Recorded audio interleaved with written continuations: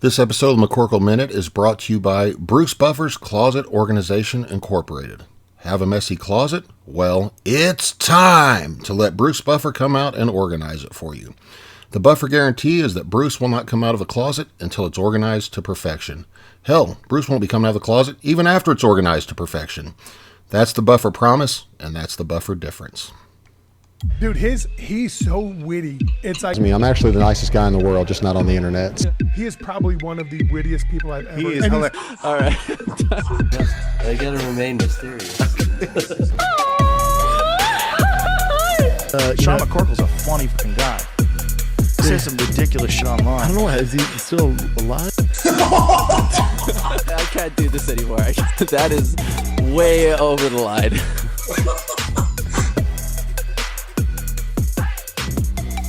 And we're back with episode 3 this week. It is Monday, October 30th. I came back a little early because of the fiasco that was the Francis Ngannou Tyson Fury fight. I was so appalled by that fight. I didn't want to wait, till later in the week to talk about it, maybe get it off my chest. I am going to save that for a little later in the podcast just because, I don't know, I don't think I can be funny. When I start talking about that, it's going to make me mad. Speaking about that, so it'll be hard for me to be funny on the rest of the episode, so we'll just start out this week with something a little lighter and save that for later. I'll upload that later on my channel also, so if you guys only want to hear about the fight and my thoughts, you can just only listen to that. As I said, we'll start out with something a little more on the light side this week, and I thought the best way to do that would be explain to you guys how I grew up with 2 pedophiles living with me when I was a child. People ask all the time, how could your parents let 2 convicted child molesters move in with you, knowing what they had done? And I said, well, I guess they just didn't trust us to get molested on our own. They wanted to bring in some professionals and make sure we had as good a chance as anybody of being molested. Just kidding. No, the truth is, my parents have both had really huge hearts, and anyone that cried Jesus and said they wanted to change their life and they had made mistakes, but they found Jesus and they just wanted to get straightened out and go to church, my parents would always try to help. Even if it's a 5-foot-tall Vietnamese man named Cui Lee, who had an affinity for very young women.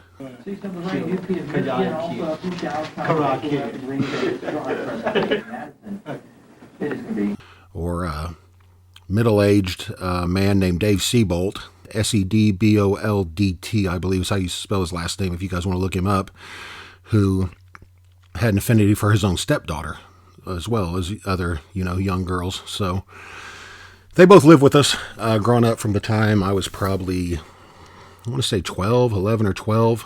My parents owned an appliance repair business. It was the biggest one in Indianapolis as I grew up, and they had probably 30 employees, 25 to 30 employees, and one of their employees one day went to jail for cocaine trafficking. He got locked up, I think, for 10 years or so, or sentenced to 10 years, and calls them one day from there, needing some commissary money, probably, and told them he had found Jesus while he was, locked up and doing some self-reflecting. And at first, they were really excited, and then later on, they were a little disappointed. They found out that he had actually just had a Mexican cellmate that he had found, and that's who he was talking about. Good old Jesus. But later on, he would actually become a Christian, I guess, or a religious guy. Speaking of which, if Jesus was Jewish, why do you have a Puerto Rican name? I never understood that. I'm just kidding. I think God has a sense of humor. I don't think God would be mad at me for making a joke about that. I don't know. Hopefully not. I'm not trying to take the Lord's name in vain. Just trying to make people laugh. Okay, so anyway, back to this guy, Rick, who had trafficked cocaine and was in, sounds so much more sexy when it's trafficking instead of just selling. So he was selling cocaine, apparently, probably doing a little too. He gets caught, sentenced to 10, 12 years, something like that. Finds Jesus while he's in there, keeps in touch with my parents. They send him commissary money and just, want to try to help him out if they can, because they, thought he was a good guy with a good heart. He just got caught up in the narcotics trade, as many of us do. And he becomes a religious guy, starts leading a Bible study in there, and he meets a young man named, not very young gentleman by the name of Cui Van Lee was his name. And he was a Vietnamese guy who was about 5 foot tall. Imagine Mr. Miyagi if he was maybe an inch shorter, 20 years younger, and liked women 20 years younger than himself, and he was only 28.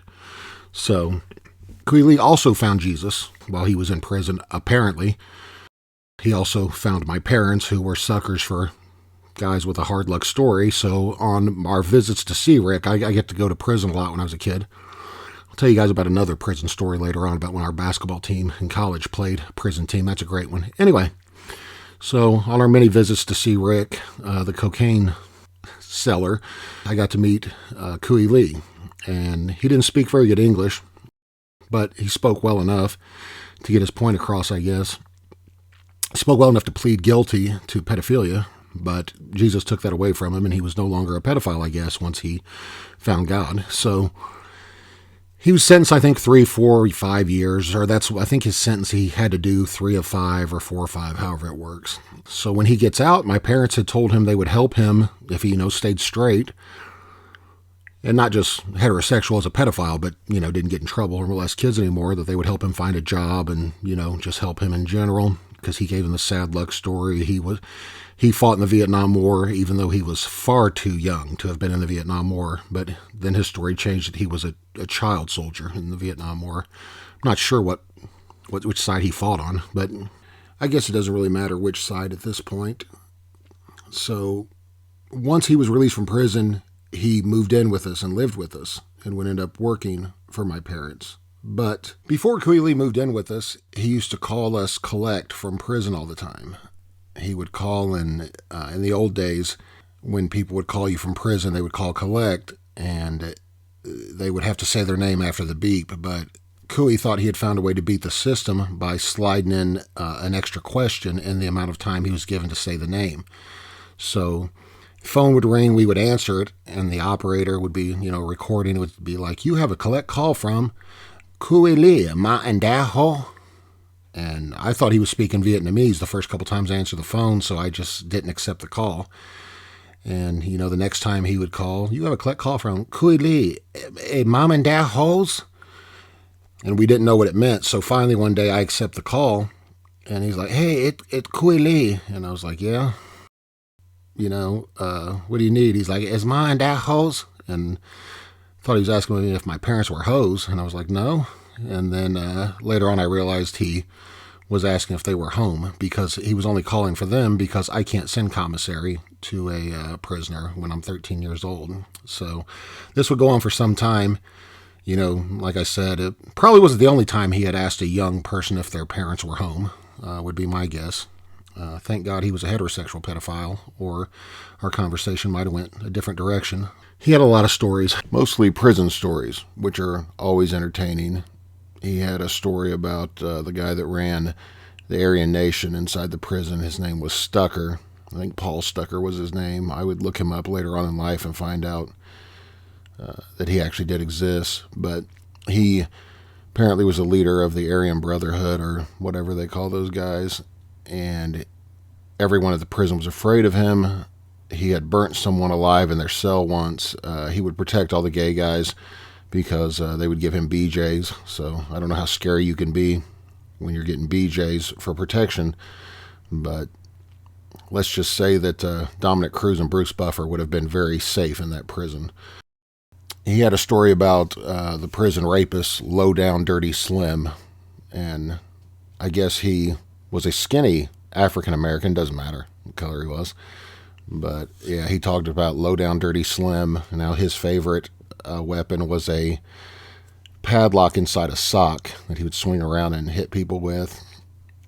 He told us about how he would sleep at night with razor blades in between his fingers, like shaving razors. He would take the blades out of them, put them in between his fingers, because I guess he was afraid of getting hit with either a padlock in a sock, or of Stucker deciding that he was going to protect him. So, like I said, he would always have very many prison stories that probably should have been told to, 4 boys from the ages of 9 to 14, but that was his target demographic, so that's what he had to work with. So Kui Lee ends up moving in with us because he has no place to live, and In the meanwhile, he begins teaching my one brother Kung Fu, which turns out Kui Lee didn't know any Kung Fu. He just convinced my brother he did. So it was kind of like having our own little dojo in the basement. Actually, for a while, we had Kui Lee the pedophile and Dave Seabolt the pedophile, and my brother, my older brother, who had been to prison for armed robbery. They were all three living in the basement of my parents' house. We had a big house, and they all three lived down in the basement. It was unfinished, and me and my friends would call that cell block F. And it was because if you went downstairs after 10 o'clock at night, you know what might happen. So cell block F is what we jokingly called my basement as a child. He never molested any of us as far as I know. I mean, he didn't molest me. I was the second youngest. He knew better to try that stuff on me. I don't go for that funny business. Plus, I wasn't a young girl. I worried about sometimes with my little brother if he would molest him, but during one of their many Kung Fu sessions.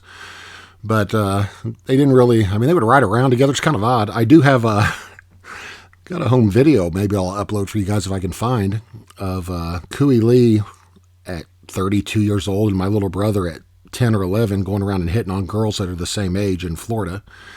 So that's pretty awesome. I'll see if I can't find that and upload at some point. But he lived with us. Dave Seabolt lived with us. Dave was a guy that sounded like a really whiny Norm Macdonald, and he was from L.A., and he loved the Lakers. Like, absolutely loved the Lakers. Almost as much as he loved preteen ass. Like, he loved the Lakers. All he ever talked about was Magic and the Lakers. He'd be like, listen, Jordan, he may be the best scorer, the best one-on-one player, but Magic makes everybody better. Jeez, Magic was the best. Jordan will never win a title with Magic in L.A. He just always talked about the Lakers because he was from L.A. He also worked for my parents, and he lived in the worst room of Cell Block F. It was like the really bad basement closet room. It was a little creepy. It had an old piano in there that didn't work quite right. It was, I don't know, it was an odd setup. For an even odder situation, I do remember when Kui Lee finally got his final probation hearing or final, I don't know what it was, when the government tells you it's really okay that you molested kids and now you can go on and live your life. So he had told my parents he was 19 and had slept with a 17-year-old was his story. And when this all happened, so they thought he was just caught up in some strange laws of another state. It supposedly happened, I think, in New York, is what he told them. So they're thinking, well, this is just a kid that doesn't know our laws here. He's 19 having sex with a 17-year-old in a, state where you have to be 18 to be legal. So, it's understandable how someone could fall into that situation, especially when they're not from here. So it turns out when we get to court with Kui, who's been telling us he's 29 this whole time, 27 he'd been telling us he was this whole time when he got out of prison. Came live with us and had lived with us for like 3 years. So the judge says, are you 37 or 30? And Kui Lee's like, mom and dad house? No, Kui Lee is like, I 30. And he said, well, why does your official birth certificate and your DOC paper say 37? And he goes, oh, yeah, I 37. And he goes, okay, well, why did you say you were 30 earlier in the trial? He said, oh, it's because I don't speak English too good. And all of a sudden now he doesn't speak English. And so come to find out, he was 37, not 30 at this point, which means he was 7 years older than he'd been telling my parents, which also means he was 26, not 19 when he was arrested for molesting the girl. And it turns out the girl was also 7 years younger than what he said she was. And so the judge is like, okay, so you were 26 when you had sexual intercourse with a 10-year-old, correct? And his face doesn't matter what color it was turning. His face was turning from what color it normally was to red a little bit. And he was like, all of a sudden he speaks English again. And he's like, yes. And so my parents are like, wait a minute. So he's a legit pedophile. He wasn't just, some kid that got caught up in a foreign country, not understand the laws. And then the judge starts reading off his prior charges. Back in that day, there was no internet, so you couldn't look up someone's criminal history. So the judge says, what is with this story where you hit a guy in the face with a hammer in New York City in 1988? or whatever year it was when that was going on. He said, what was that situation? And Kui's like, yeah, this guy, he owed this lady money, and so he no pay, so I hit him in face with hammer. And the judge is trying to understand what's going on, and so the lawyer doesn't speak Vietnamese either, so the lawyer's just trying to argue on his behalf. So the judge is like, I don't want to talk to you, like to the lawyer. He said, I want to talk to Mr. Van Lee. And said, what is the situation where you were caught attempted murder in Newark in 1989? What happened then? Oh, these black guys, they tried to rob me, and so I shoot a .357 Magnum at them. And so they start reading off all these things he's done while we're sitting in court with him, and my parents are just blown away. Like, cannot believe they've had this guy living in their house with, attempted, not only is he a legit pedophile, he's an attempted murderer, got all kind of assault with a deadly weapon. He had all kind of things, like just all kind of crazy charges. So needless to say, after that in trial, he was released, of course, because our justice system is awesome. He was released from his probation, but he wasn't living with us anymore. Like, that was it. Jesus or no Jesus, he needed to find a new place to live. So my dad told him at that point, hey, you lied to us about your charges. You can't live here anymore. You can't be here anymore. Can't come around my kids. You can't anything. And he took it pretty well, I guess, as well as you could, considering he had been, pretending like he was someone else and 7 years younger this entire time. He was no longer allowed to go hit on girls in Florida with my younger 10-year-old brother, which he shouldn't have been doing that at 20 or 29 anyway, let alone 36. So I told you that story to tell you this story. So when I was in college, believe it or not, at one point I was a really good basketball player. At least I thought I was. I went to a junior college for a couple years, or a year and a half, but I had, over 40 Division I offers. So I had, maybe not as many schools after me as, say, a Brendan Schaub had recruiting him in football. But I had a lot of schools recruit me out of junior college basketball, big Division I schools. And so when you signed up for a scholarship for a school like that, they pretty much own you. They can tell you what you can and can't do. It's kind of like being in the military to a degree. So they made our college basketball team as one of our first games of the year. We had to go play against the prison team. I guess there was a prison in the town. It was in Danville, Illinois, right across the border of Indiana. So there's a prison team over there, and we had to go play against them as a service to the community. I guess, you want to do as much as you can for a bunch of murderers, rapists, and, thieves. So we, not everybody's in prison for selling an ounce of weed or whatever they claim they're in there for. So, although I'm sure there's some that have been caught up in an unfair legal system, like Kui Lee. Anyway, so they make our team go there, and then when we get there to play, and I try to get out of it, I told the coach I didn't want to go to a prison to play the guys. I said, I don't think it's safe going in there. And he's like, oh, quit being a baby. We've been doing it for years. Nothing's ever happened. So we get there, and you have to sign a waiver saying that if you are taken hostage, you understand they will not negotiate for your life. If you are murdered while you're in there, you will not press charges. I don't know, or pursue a lawsuit. I don't know how I would do that if I were dead. But I guess if you survive it, you're saying that you won't do it. They tell you this all going in, that they won't negotiate for you. You're on your own. They say don't talk trash to the prisoners during the game. Don't play too physical with them, and don't dunk on them. And I started laughing when they said don't dunk on them, because I was dunking on everybody that time. And he's like, I'm dead serious. The guard says don't dunk on anybody. You may end up paying for it if you do. They don't like that. They don't like being disrespected. And I was like, great. So we got to come in here and play with unfair rules. So we come in and they strip search and everything. As we're walking to the prison gym, all the guys are whistling at us from the rec area, apparently thinking we look hot or just trying to tease us, I guess, or something, some of them. So we get there and we're warming up, and I'm looking around and I only see one guard with a little baton. He's not a very big dude, and I see about 500 prisoners who are going to watch us play the prison team.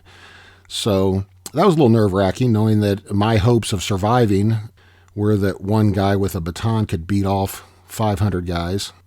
If he was Bruce Buffer, I would have felt more comfortable, because I'm sure Bruce Buffer has beaten off 500 guys in his life. But back to my story, I didn't feel real safe with there just being one guard with one baton. So we're warming up, and they were playing the most obscene rap music I've ever heard in my life. Like you can't imagine how obscene the rap music was. I can't even repeat the lyrics.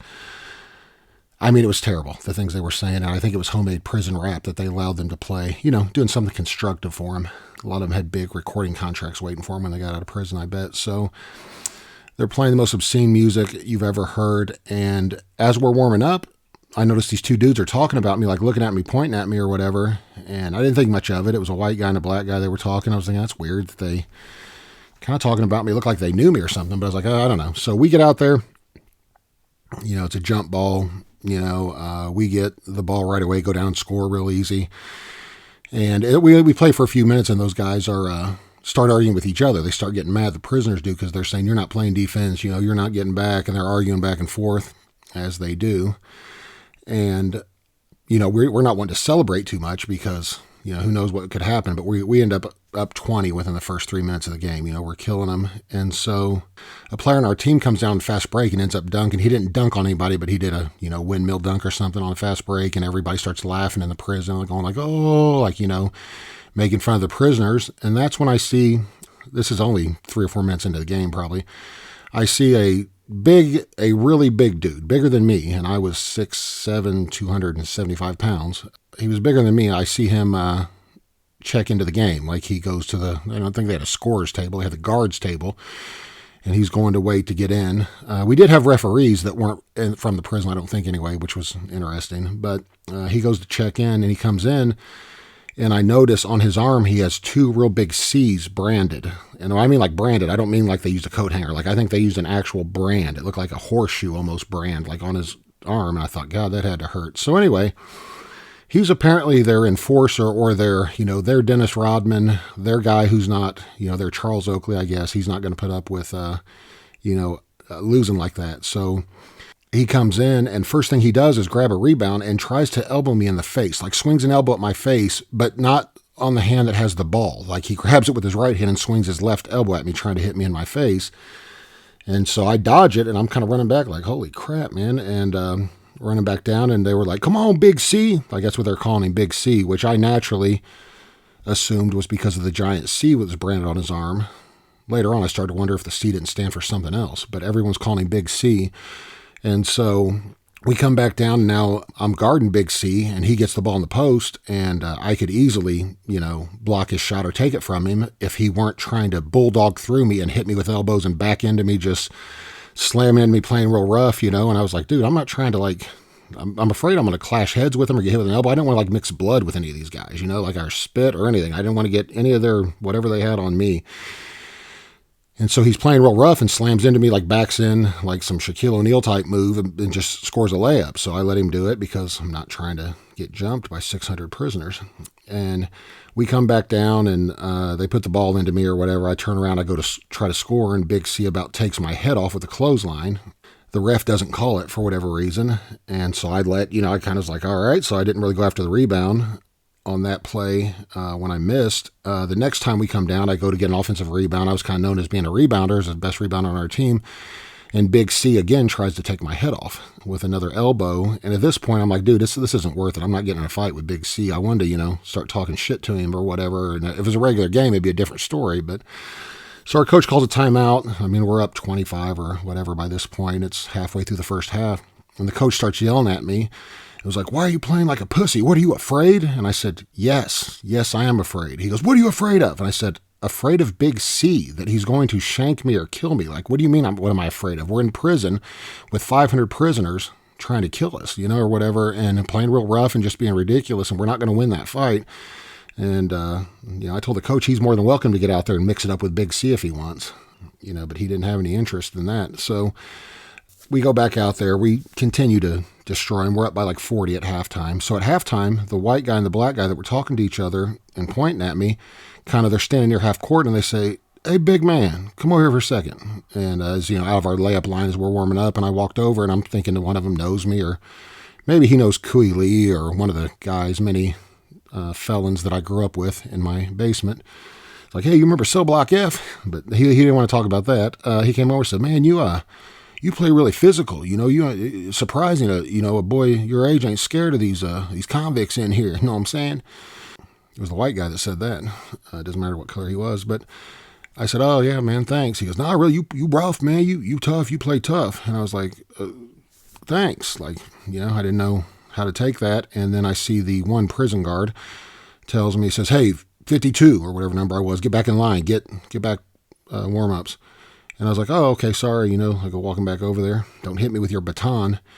And a few minutes later, he comes over to me and says, hey, sorry about that. He goes, those guys are both rapists. He said they were trying to kind of lure you away from your team or whatever.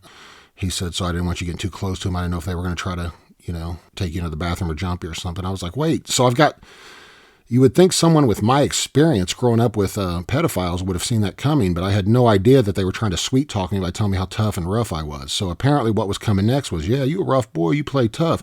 You want to play tough with me? Or at least see how tough you is, So I dodged that bullet. But yeah, that was a interesting experience. Not my first time in prison, obviously. Hopefully my last. I don't really look forward to going back. But you never know when you get caught up in the game, know what I'm saying? Catch a case, Moving on. Talking about my years playing basketball in college reminded me not just of Big C's, but also it got me thinking about these videos I keep seeing on YouTube. They're always suggested videos to me about Larry Bird. They're like Larry Bird stories. It's always I grew up watching Larry Bird play. He was good, but these stories about, Larry Bird played the whole game left-handed, had 78 points and 72 rebounds. Like, no, he didn't. Like, it's always, like everything else, it always, gets bigger, better, the longer it goes. The stories people tell. But I have my own Larry Bird story a little bit. Like, first off on Larry Bird, I've always thought, number one, his face looks like he just got done saying sassafras. Like, every picture I see of him, it looks like he literally just got done saying, like, sassafras, and that's how his lips ended up. That will make no sense to some of you and make perfect sense to others of you, and that's the only way I can explain it. I've always wondered on Larry Bird how you could be that arrogant when you have to look at that face in the mirror every morning. I would think that would bring you back down to earth and bring you some humility immediately. You start thinking, I'm one of the greatest basketball players that ever lived. I had played a whole game left-handed and scored 72 points. I'm a millionaire. Oh, look at that face in the mirror. Never mind. I'm not so great after all. I would think, anyway, like I said, I think that would bring you back down to earth quick if you had that look on your face. It'd be like, I coached the Pacers almost to a championship to the finals. I beat Jordan in the NBA playoffs. I'm one ugly bastard. Doesn't really matter I accomplished that stuff. I still have to have this face. Sassafras. So anyway, I was at a Pacer game when Larry Bird was the general manager. He was a great general manager. He loved to draft only white guys who couldn't play basketball. Like it was his thing. I don't know why. It was always every draft pick. It was like he was going to find the next Larry Bird, he thought. So I had season tickets one year, and my tickets were really close to where Larry Bird sat and watched the team that he had assembled, the horrible team he had assembled. And during the games, little kids would come up and try to get autographs from him, and he would just wave them off, wouldn't even look at them. Just hold up his giant, crooked-ass hand and, wave them off, like he didn't want to be bothered. Then, if it were during a timeout or any kind of break in the action, he would maybe reach over, grab a ticket. He wouldn't sign anything but a ticket, because God forbid anyone make money off Larry Bird's name except Larry Bird. Plus, if I had that face, I wouldn't want to sign anything that had that face on it either if I were him. But he would sign the ticket stub, because I guess those aren't worth anything if you try to sell them. And he would sign them real quick and just, a little scribble and hand it back to him. And then he would get up at halftime, I guess, to go in and talk to the team or look at the team be talked to. And he would look straight ahead, and people would be like, Larry, and waving at him. He's from Indiana originally, so he's a big deal, here in Indiana. Bigger than most anywhere else, I would guess, except maybe Boston. But they would all be waving at him. People want to take a picture. He would just shake his head and the same thing, like he's God. He's too good for everybody. And walk out with his big gangly ass. They say 6'9". That dude's 7'9" if he's a foot. He's big, goofy-ass bastard. Anyway, I saw Larry Bird on multiple occasions just completely tell kids to sassafras off on many occasions. So, not a big Larry Bird fan. I'm not a fan of a lot of NBA players. I was kind of going off on Shaq last week. I don't want to get back into that this week. You guys have probably had enough basketball stories. I just wanted to tell you guys that Larry Bird looks like he just got done saying sassafras. All right, so moving on to the Tyson Fury Francis Ngannou fight. Kind of been dreading this the whole podcast because I really am going to try to not get mad when I talk about this. Boxing is so rigged, man. It's worse than pro wrestling. At least pro wrestling, you're guaranteed a good show usually. with a predetermined outcome. This fight had a predetermined outcome, whether both participants knew it or not. The Tyson Fury was going to win by decision if it went to a decision. Didn't matter what happened in the fight. Didn't matter at all.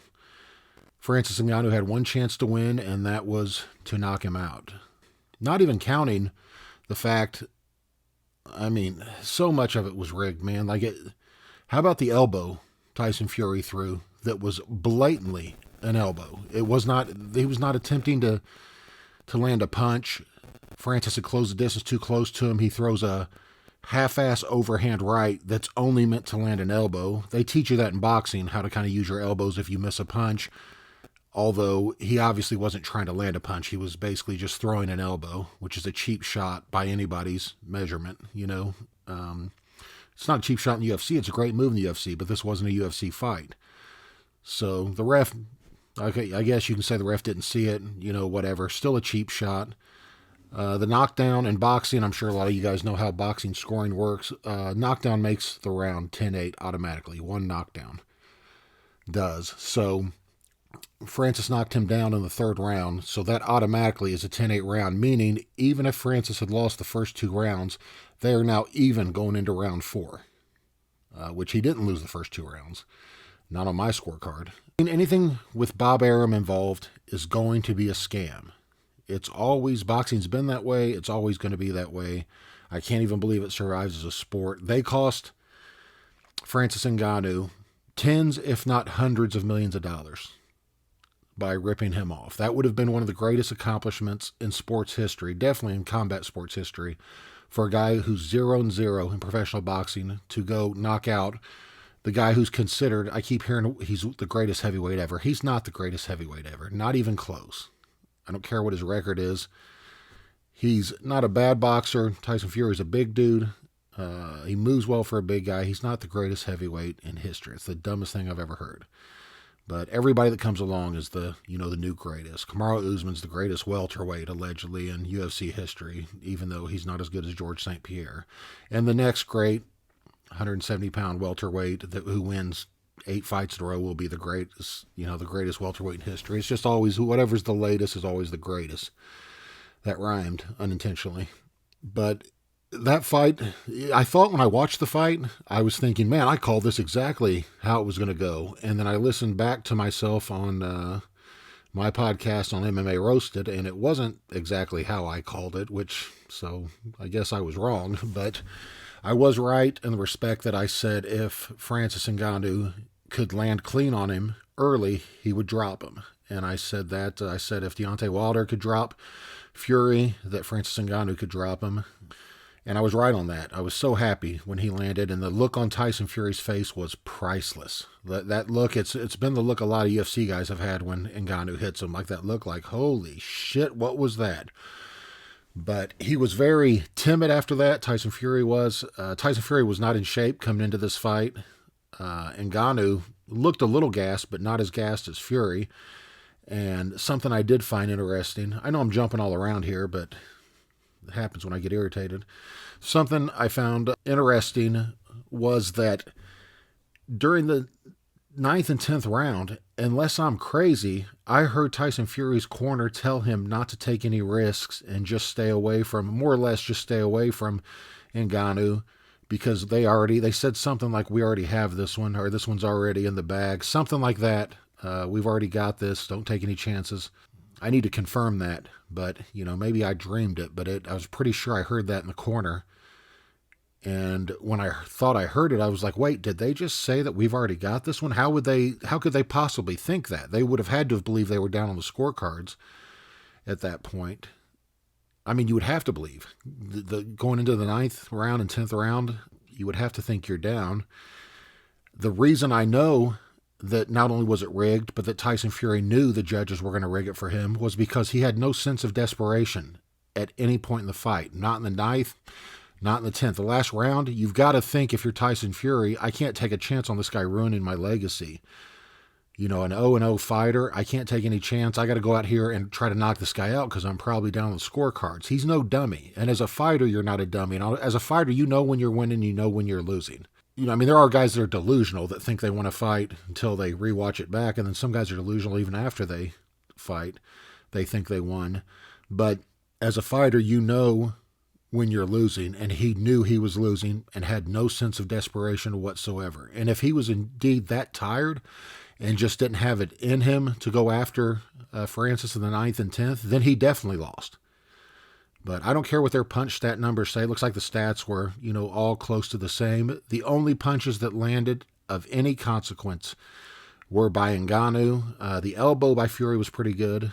He maybe had a couple other shots that landed decent on Ngannou, but Francis landed several punches. And, the knockdown tells the story of the whole fight. Like that's when everything changed.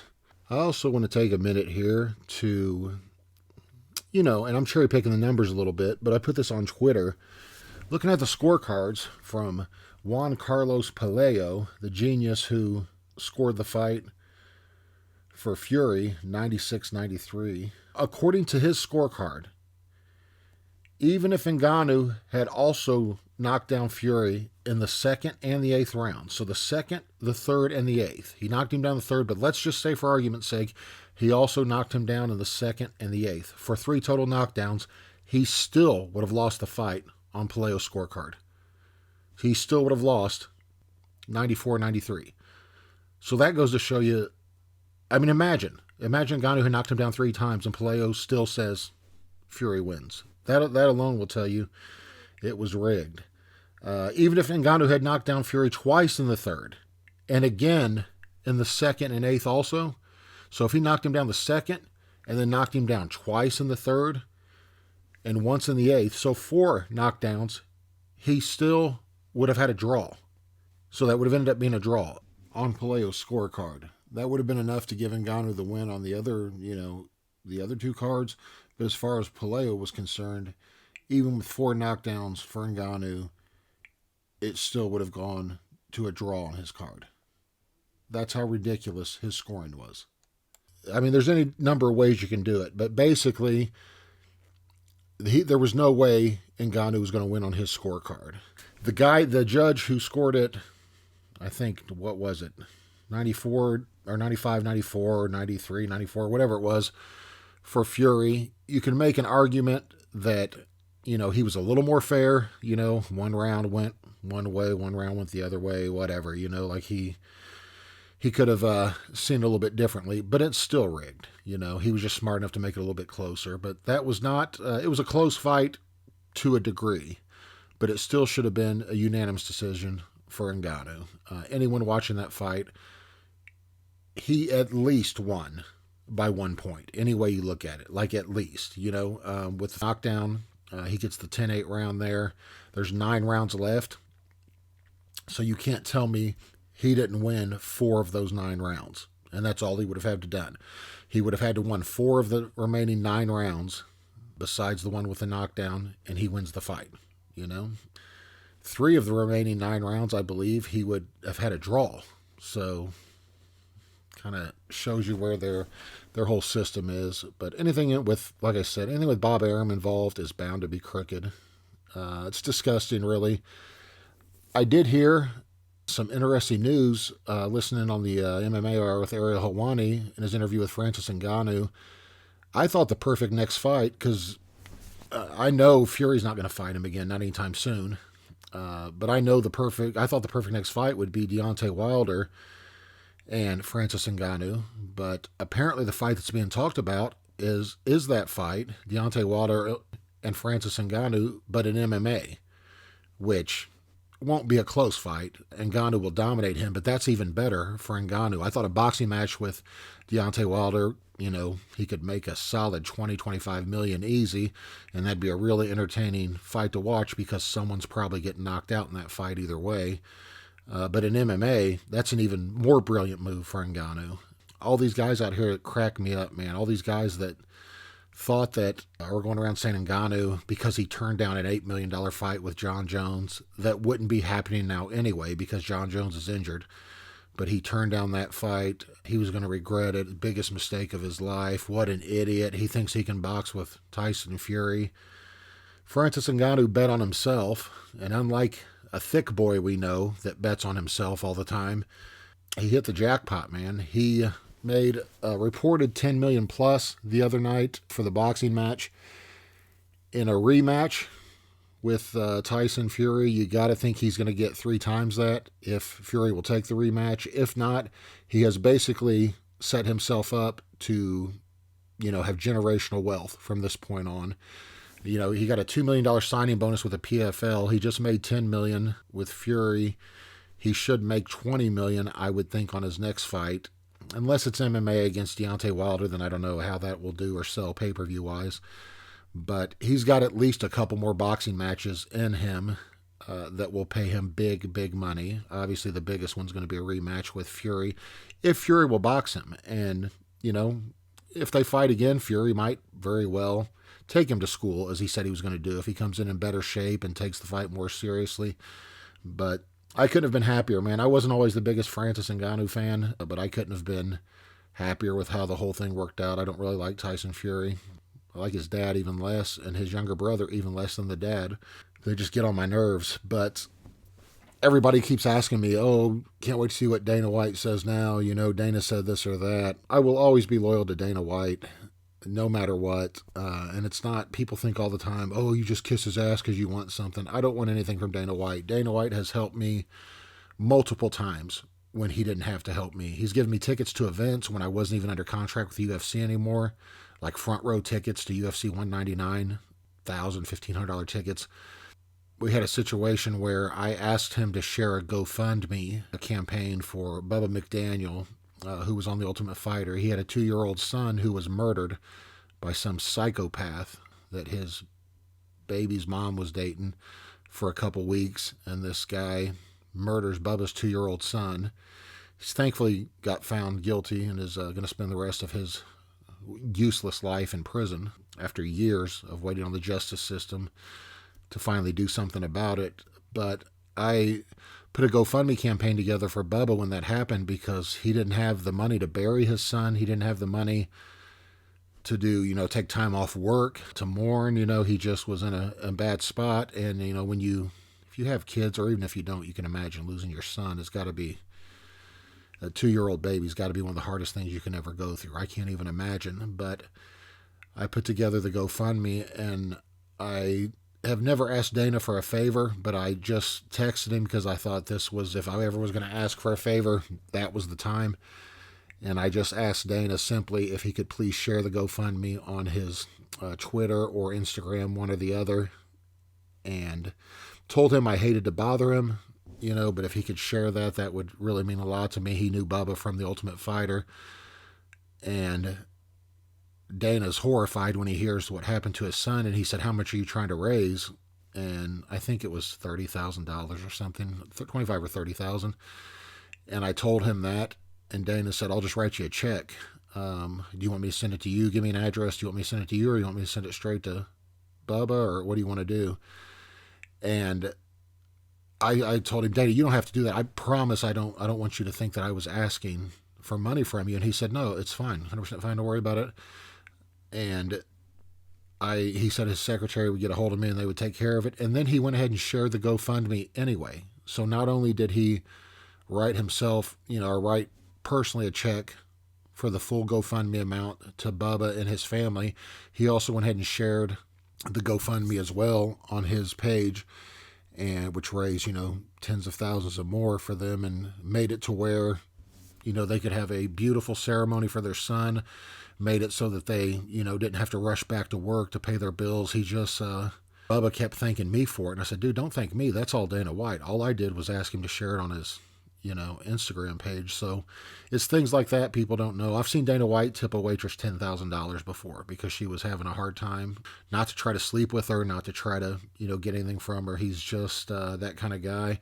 You obviously don't want to get on his bad side, but I don't, obviously I didn't agree with his assessment of the Francis Ngannou situation. You will not ever catch me saying anything bad about Dana White, man. I think when a guy like that helps somebody that they have no reason to help, it's not his problem. And I don't care how rich you are, just give somebody $25,000 or $30,000 because their son died, and then share the GoFundMe on top of it, meant a lot to me. And I told Dana that. I will forever be loyal to him because of that. So, I take no joy in, what they're going to say to him about Ngannou winning. But, Dana's a competitor. Obviously, you don't want to lose a guy's valuables in Ngannou, but maybe, he wasn't worth the money to the UFC that he thought he was worth, and he went out there, and he very easily, Ngannou could have gotten knocked out by Fury in the first round and looked ridiculous, and everybody would have said, I told you so. But he came in prepared, didn't even look like the same fighter.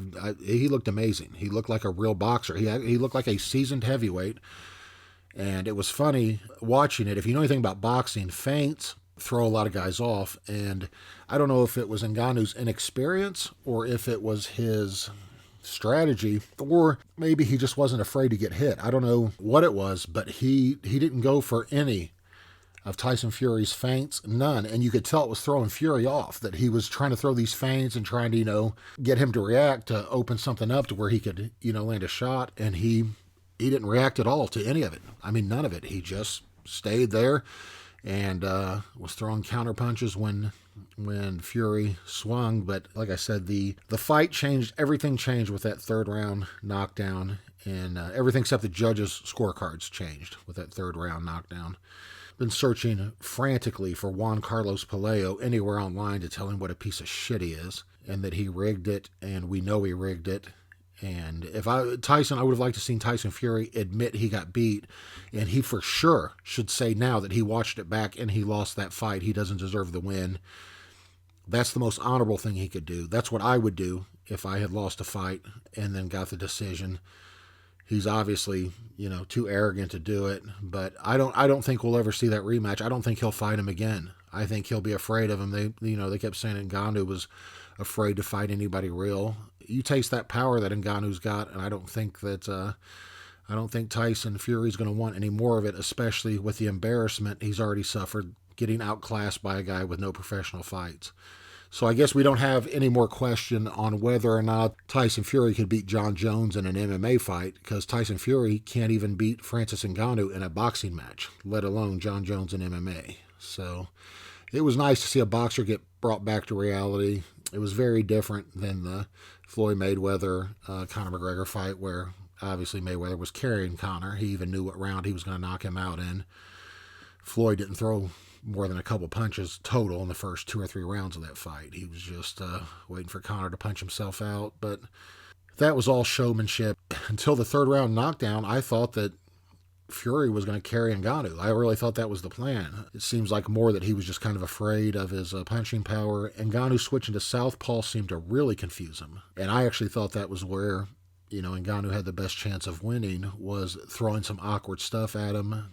When a boxer boxes a guy who's not a traditional boxer, and I don't mean just a southpaw, but I mean a guy who doesn't necessarily box like a traditionally trained boxer, it gets confusing. The same way when you grapple with someone who's not a traditional grappler, at times something unconventional that is usually the wrong move to make can actually catch you off guard. I used to grapple a little bit with Chris Lytle, the UFC veteran Chris Lytle, and Chris had come up training. It wasn't classical jiu-jitsu. It was more like catch wrestling and Japanese jiu-jitsu, and he had learned under a guy named Jason Godsey, and it was a lot of stuff they do wasn't necessarily what was considered, like quote-unquote the right move to make in certain spots. So they say you never give up your back, in a grappling match unless you have to, but Lytle sometimes would give up his back to me just to get out of a certain position that would work. I would go sometimes to try to, put a Kimura submission on him, and he would actually roll the opposite way to get out, and it wouldn't work if I knew it was coming, but no one ever does that. So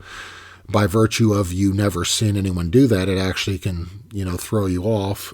I went through a spell for a while where I hadn't been submitted in probably 18 months training. I wasn't training with phenomenal guys every day, but training locally in Indianapolis, mostly with smaller guys. There wasn't a lot of guys my size. But this is when I was, in the UFC after my first fight or two, and I hadn't been submitted in like 18 months in training. I had been, had guys get the better of me, but nobody caught me in a submission. And we had a kickboxer who wanted to come in and roll with us and learn a little bit, and all he knew how to do was a guillotine, and I'll be damned if he didn't get me in a guillotine from full guard, and he submitted me with it. And everybody was cracking up, and I even cracked up because I couldn't believe of all people to submit me after my run of not being submitted forever. It was a guy who wasn't even experienced, and it was because I had taken for granted that he didn't know what he was doing. And when he went up to try to grab me to guillotine, I thought, yeah, that ain't going to work. And even when he started trying to lock it in, I assumed I would easily be able to get out of it, so I didn't scramble right away or try to pull out of it right away. And when you're cocky like that, is, what is it they say? Pride cometh before a fall. Or I think it's a pulled hammy cometh before you lose a race. Only my homeless cats out there will get that. So we're coming up on an hour here. I think it's time I go ahead and end this podcast. I do want to thank any of you guys that have stuck this out and actually listened to these podcasts. I appreciate it. Hopefully I've got my audio issues figured out. I sure hope so. Been working, trying to figure out what's going on. I think I finally have it squared away so the audio won't be so jacked all the time. I will leave you with this visual. I used to have a appliance recycling company, electronics recycling. Because of that, I had to have a trucking company. So I had a lot of truck drivers that worked for me. And I ended up hiring a mechanic full time. This guy named Bill. He was it's about as rough a guy as you could ever meet. He looked like Uncle Jesse from the old Dukes of Hazzard, but with bullet holes all over him, like scars of bullet holes and, stab wounds and just everything you can imagine. I asked him one time, he took his shirt off. He was changing shirts out there in the garage, and we had our own shop out there for our, 10 semis and 80 trailers. And he had like 6 holes, like scars going across his back. I said, Bill, what happened to your back? He said, numb. So I didn't even ask what the rest of that was. And then he told me a story about when he got shot by one of his friends in a titty bar, as he called it. His friend went to pull a gun on a guy who had come in there with a baseball bat. And as he was crossing Bill's center line with a gun to shoot the guy with the baseball bat, he shoots his friend Bill, who's bartending instead. And Bill was missing a finger on his right hand, his pointer finger, index finger, I guess. I said, is that how you lost your finger? And he said, no, I caught that in a machine press. Like he was just he talk about somebody that could have been a rapper. That guy had more street cred than anybody, but he'd been shot, stabbed, everything you can imagine. But the interesting thing about Bill was that he had love and hate tattooed across his knuckles. But unfortunately, when he got his index finger cut off on his right hand, his knuckles said now love and hat, because the E was missing when he lost his finger. So it said love and hat. And we would always ask him what that meant, like we didn't understand, what it was. And Bill would be like, I know what you're doing, buddy. You ain't pulling nothing on me. But he came in one time. I feel a little bit bad about this. He's dead now. I really did. I was close to the guy, after knowing him for a while. He was a really good dude, man.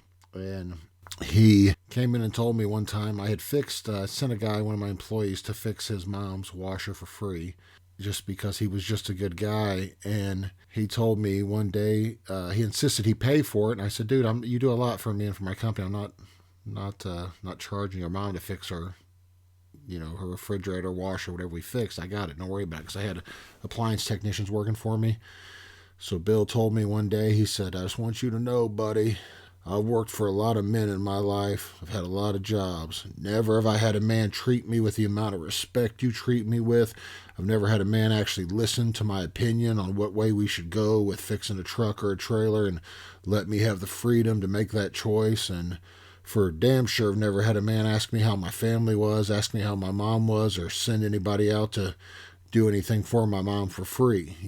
He said, and I want you to know, buddy, and I mean this with all my heart, I'll take a bullet for you. And I mean that. And me not being very good with, expressing emotions, even though it meant a lot to me when Bill said that, I'm not the best sometimes at expressing emotions, especially not back then when I was 24, 25, and he's a 60-year-old guy saying this to me. So, as always, I tried to break the awkward tension with a joke. So I said, Bill, I'll tell you what, man, I feel the same way. Now get back underneath that filthy truck and let's get that transmission finished up. I can slam and break them all. Like Chad. Michael Jordan.